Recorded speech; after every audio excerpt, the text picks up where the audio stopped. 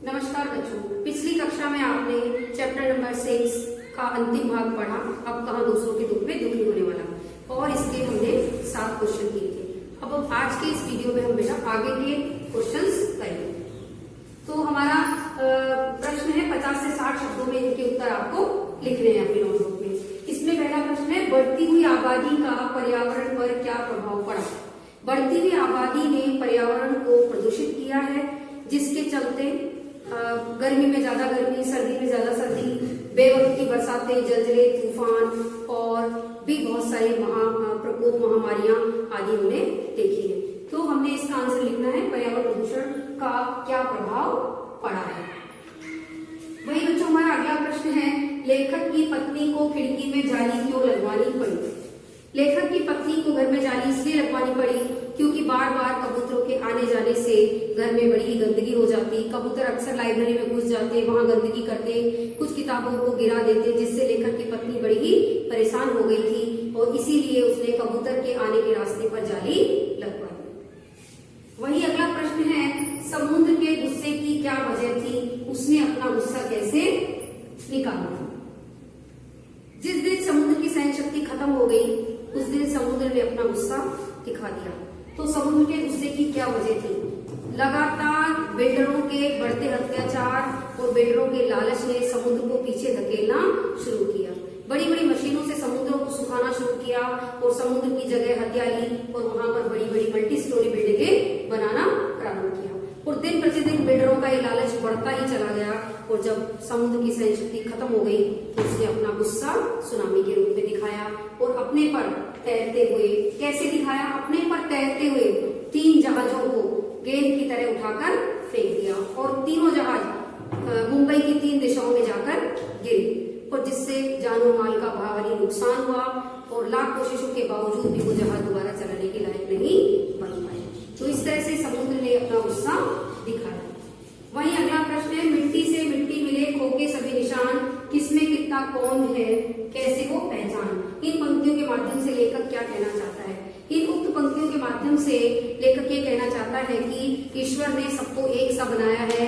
हाँ, उसका बाहरी रूप रंग जरूर अलग है, किंतु अंदर से मानव एक ही है।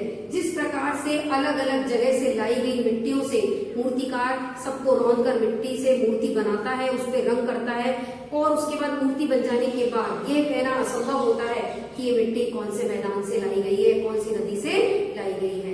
वो मूर्ति को देखकर कोई भी ये नहीं पहचान सकता कि ये मिट्टी कहाँ से आई है। ठीक उसी प्रकार से मानव भी ईश्वर की कृति है और सारे मानवों की रचना ईश्वर ने एक जैसी की है। इसलिए मानव को अपने लालच से इनमें अलगाव और जातिवाद के आधार पर इनमें बंटवारा नहीं करना चाहिए। अब हम बच्चों इसके आगे के प्रश्न देखते हैं। बच्चों आगे के प्रश्नों में हम आशय स्पष्ट करेंगे, यानी जो पंक्तियां हैं इनका आशय स्पष्ट हमें करना है। पहला प्रश्न है, नेचर की सहन शक्ति की एक सीमा होती है। नेचर के गुस्से का एक नमूना कुछ साल पहले मुंबई में देखने को मिला। उक्त पंक्ति का आशय है कि लेखक ये कहना चाहता है कि नेचर की सहन शक्ति की यानी प्रकृति की सहन शक्ति की एक सीमा होती है और जिस दिन वो सीमा पूरी हो जाती है उस दिन प्राकृतिक आपदा का सामना हमें करना पड़ता है।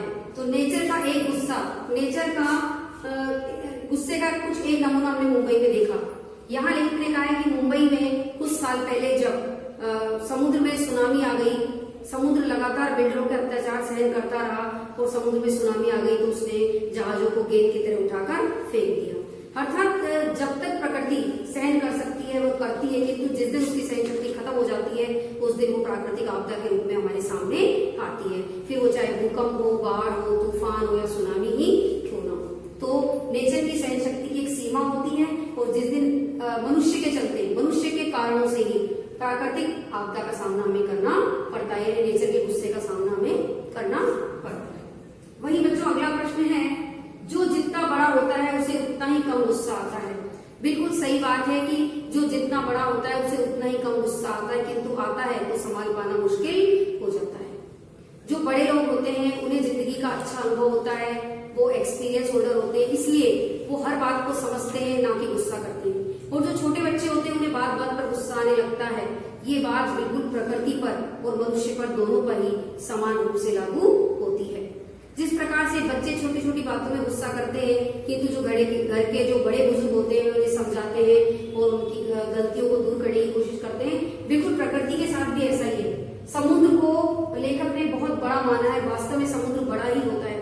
तो समुद्र बिल्डरों के अत्याचारों को जब तक सहन करता रहा, यानी समुद्र को सुखाते रहे बिल्डर और वहां बड़ी बड़ी बिल्डिंगें बनाते रहे, फैला हुआ समुद्र कुछ सुकड़ गया, उसने अपने पांव सुकोड़ लिए, वो उकड़ू होकर बैठ गया और जब अति हो गई, जब उसके बैठने तक की जगह नहीं छोड़ी, यानी उस पर पूरा अत्याचार होने लगा, तो समुद्र ने का गुस्सा सुनामी के रूप में देखने को मिला।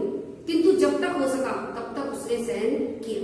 तो जो जितना बड़ा होता है उसे उतना ही कम गुस्सा आता है, किंतु आता है तो संभाल पाना मुश्किल हो जाता है। तो समुद्र के गुस्से पर भी कोई काबू नहीं कर पाया और सुनामी के कारण जो है हजारों लाखों रुपए का नुकसान भारत सरकार को उठाना पड़ा।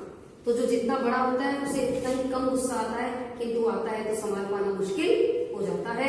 प्राकृतिक आपदा इसका एक सबसे बड़ा उदाहरण है। वहीं हम अगले प्रश्न की बात करें, इसमें कहा है कि इस बस्ती में न जाने कितने परिंदों चिरंदों से उनका घर छीन लिया और कुछ तो जगह छोड़कर चले गए, जो नहीं जा सके उन्होंने इधर उधर डेरा डाल दिया। उक्त पंक्ति का आशय है कि मानव ने अपने लालच के चलते जंगलों को जलाना शुरू किया, नदियों को सुखाना शुरू किया और अपने लिए मानव बस्तियां बनाना प्रारंभ किया। अब बेचारे जीव जंतु कहाँ जाए, कुछ की तो प्रजाति नष्ट हो गई, कुछ इधर उधर चले गए और जो नहीं जा सके उन्होंने मानव बस्तियों के आसपास ही डेरा डाल दिया। तो इन्होंने यही कहा है कि मानवों के चलते मानवों ने अपने लालच के कारण पशु पक्षियों से उनका घर छीन लिया। अब वो बेचारे कहाँ जाए, उन्होंने मानव बस्तियों के आसपास ही डेरा डाल दिया है। अगला प्रश्न है, श्रेयस के पिता बोले नहीं, यह बात नहीं, एक घर वाले को मैंने बेघर कर दिया है। यहाँ इन पंक्तियों के माध्यम से उनकी किन भावनाओं का पता चलता है।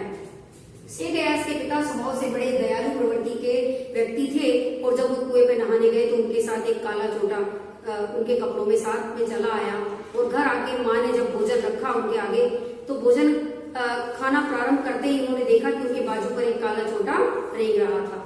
वे भोजन छोड़कर तुरंत उठ खड़े हुए और माँ ने पूछा कि क्यों, भोजन अच्छा नहीं लगा? तो उन्होंने कहा कि नहीं, ये बात नहीं, मैंने एक घर वाले को बेघर कर दिया है और उसे वापस कुएं पर छोड़ने जा रहा हूँ। तो उक्त पंक्तियों से यही पता चलता है कि श्रेयस के पिता बड़े ही दयालु प्रवृत्ति के व्यक्ति थे। तो इन प्रश्नों का हमने आशय स्पष्ट किया और आपको यही सारे प्रश्न नोटबुक में करने हैं। बच्चों, यहाँ इस पाठ के माध्यम से हमने यही देखा कि जो दुनिया है उसमें अब ऐसे लोग नहीं है जो दूसरों के दुख में दुखी होते हो। पाठ का शीर्षक यही है और इसी से इस शीर्षक को जहां तक हो सके लेखक ने सार्थक करने का प्रयास किया है। लेखक ने अपने उदाहरणों के माध्यम से हमें ये बताया है कि पहले के समय और आज के समय में कितना परिवर्तन हो गया है। लोग दिन प्रतिदिन स्वार्थी होते जा रहे हैं। प्राकृतिक प्रदूषण के कारण उन्होंने पृथ्वी का विनाश किया है।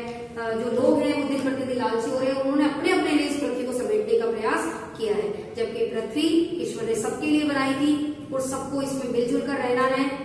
जिस प्रकार से लेखक ने ये बताया कि मिट्टी में मिट्टी मिले खोके सभी निशान, यानी इस पृथ्वी पर सभी लोगों को मिलजुल के रहना है। ये पृथ्वी सभी के लिए है।